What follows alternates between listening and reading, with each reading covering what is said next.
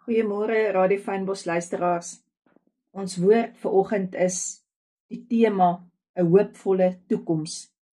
Jesaja 61 vers 3 sê om vir die trerendes in Sion te beskik dat aan hulle gegee word sieraad vir as, vreugdeolie vir treurigheid, 'n gewaad van lof vir 'n verslae gees, sodat hulle genoem kan word tere binte van geregtigheid, 'n planting van die Here tot sy verheerliking.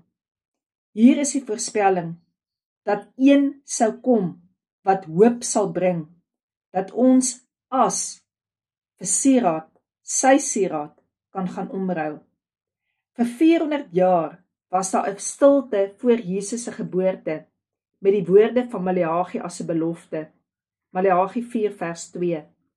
Maar vir julle wat my naam vrees, sal die son van geregtigheid opgaan, en daar sal genesing onder sy vleuels wees, en julle sal uittrek en julle sal huppel soos kalwers uit die stal.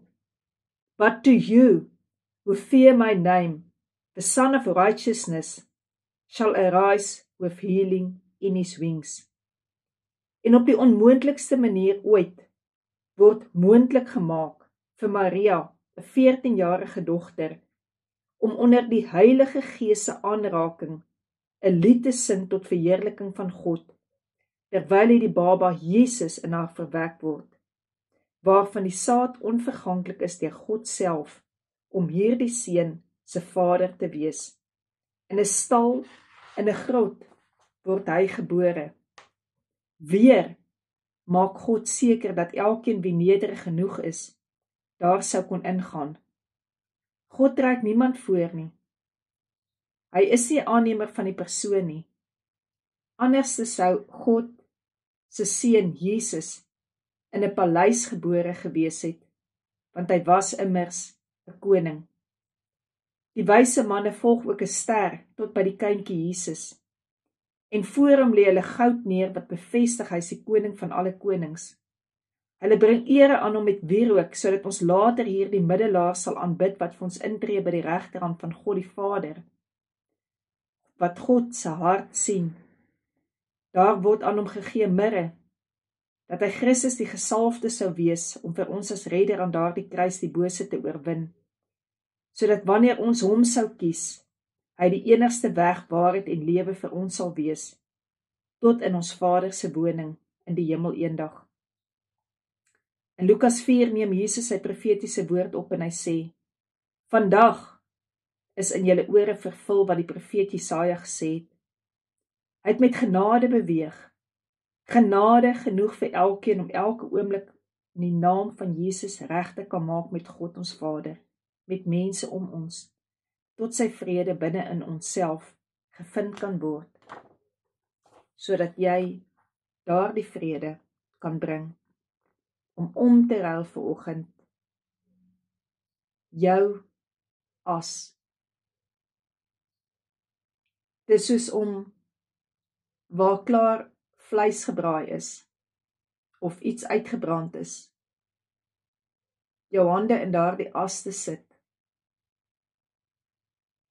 terwyl jy met jou hande in die as staan, dat daardie as verander in skatte.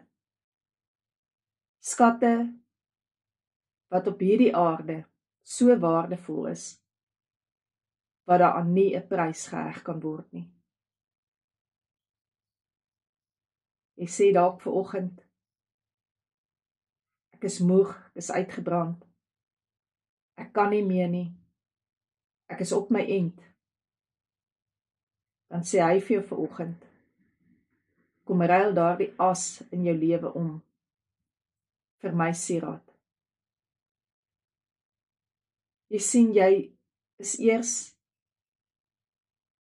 'n multi-biljoenêr, nie op aardse gegewe geskatte waarde nie, wanneer jy iets het wat geen prys voorbetaal kan word nie. En dit is, niemand van ons het genoeg geld, genoeg waarde, om daardie sieraad by God te gaan kry nie. Want hy sê dit werk so.